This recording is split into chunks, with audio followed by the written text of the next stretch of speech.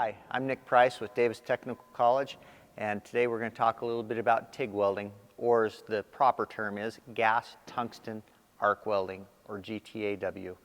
Gas tungsten arc welding is commonly referred to as TIG. As a matter of fact, this machine right here is called a precision TIG, and we used to always call gas tungsten arc welding TIG welding, which stands for tungsten inert gas. And even before that, we used to call it heliarc welding. And we used to call it heliarc welding because we used helium, straight helium, to weld with. What type of gases do we use in TIG welding?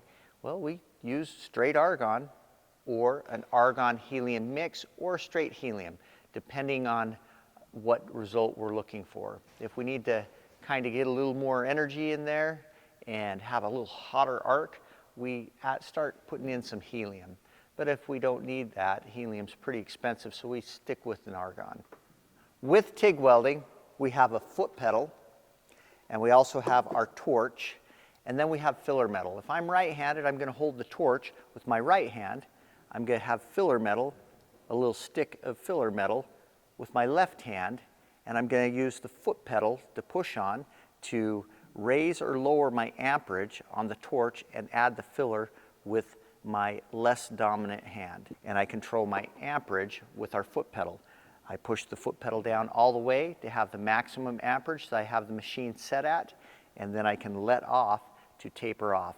And as you get towards the end of your weld and it gets hot towards the end, you would taper off on the foot pedal to have a little less amps to control it when it gets to the end.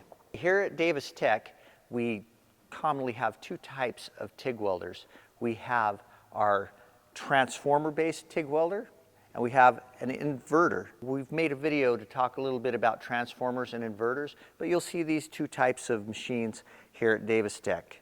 One of the benefits of TIG welding is that we can weld almost any metal. It's enjoyable to do. It is one of the more difficult types of welding, so we don't want you getting frustrated when you start TIG welding. It is hard.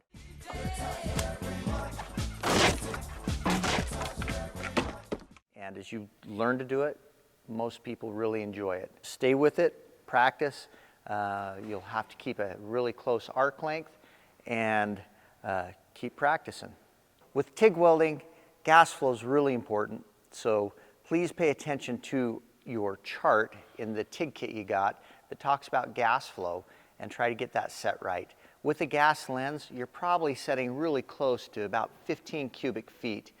Without a gas lens, you may be up to 20 cubic feet, depending on the process. You do want to pay attention to it. Too little gas, you're just not getting enough flow. Too much, you can actually suck in outside oxygen, so the gas will be coming out so fast that it pulls in outside atmosphere into it and can cause you just as much problems as too little gas flow.